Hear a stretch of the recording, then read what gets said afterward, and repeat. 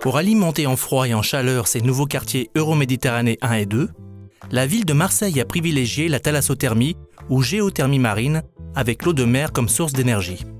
Sur ce territoire de 500 000 m², deux projets ont été menés en parallèle.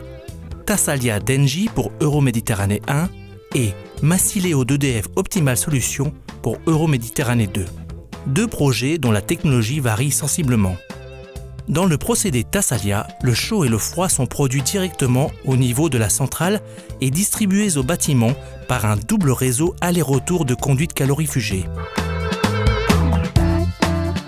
Le procédé Massileo s'appuie quant à lui sur une centrale de production et une boucle aller-retour d'eau tempérée, la chaleur et ou le froid étant produits par des sous-stations installées dans les sous-sols des bâtiments.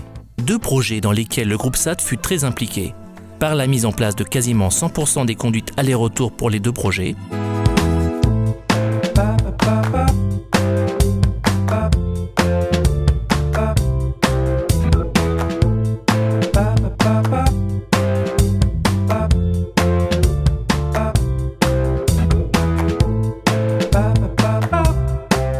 par la construction pour Massileo de la prise d'eau en mer,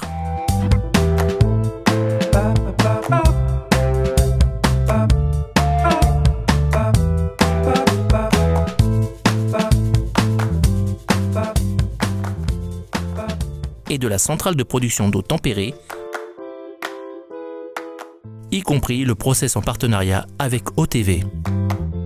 En contribuant à la réalisation des projets Thassalia d'Engie et Massileo d'EDF Optimal Solutions à Marseille, le groupe SAD a définitivement inscrit son nom sur la courte liste des pionniers de la thalassothermie en France.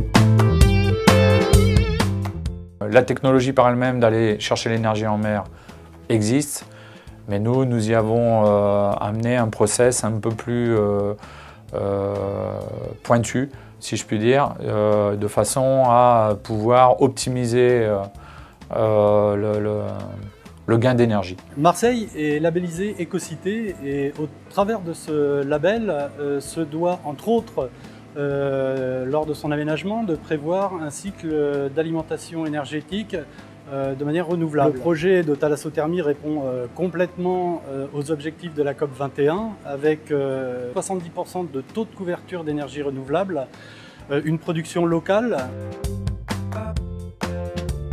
Au départ, c'est dans le cadre d'un appel d'offres avec cahier des charges précis mais particulier, puisque le réseau a aussi cette particularité d'être sous le niveau de la mer. Donc il nécessitait une technologie qui le rende en capacité de faire face à la durée de vie souhaitée, soit 50 ans. La SAD a su répondre à ce cahier des charges précis et dans le budget attendu.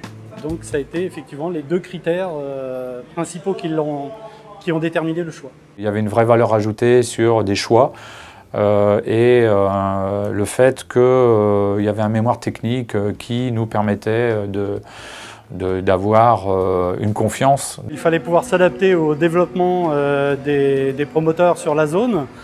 Une durée de réalisation assez serrée, donc une adaptabilité que j'ai trouvée effectivement dans l'entreprise SAD. Un des arguments principaux qui ont permis de choisir, c'était la compréhension du projet et l'analyse des contraintes.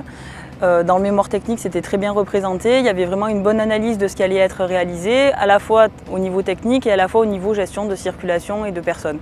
C'est une des choses les plus importantes et c'est une des choses qui nous plaît beaucoup chez la SAD, c'est la réactivité et effectivement la facilité de relation avec à la fois les chantiers avoisinants, les riverains. C'est une première nationale, effectivement, voire même européenne. Non seulement la thalassothermie produit une énergie propre, mais également une énergie moins coûteuse, à la fois aujourd'hui, mais également dans le temps, en termes de stabilité, vu que c'est une énergie produite localement. Je pense que ça va quand même pas mal s'étendre et ça va se démocratiser en France. Enfin, le système est quand même économique et intéressant à la fois économiquement et à la fois pour l'environnement. Ça s'inscrit très bien dans le Grenelle de l'environnement et dans la COP 21. La France a un littoral très étendu et que cette application, cette technologie peut être appliquée effectivement sur l'ensemble du littoral.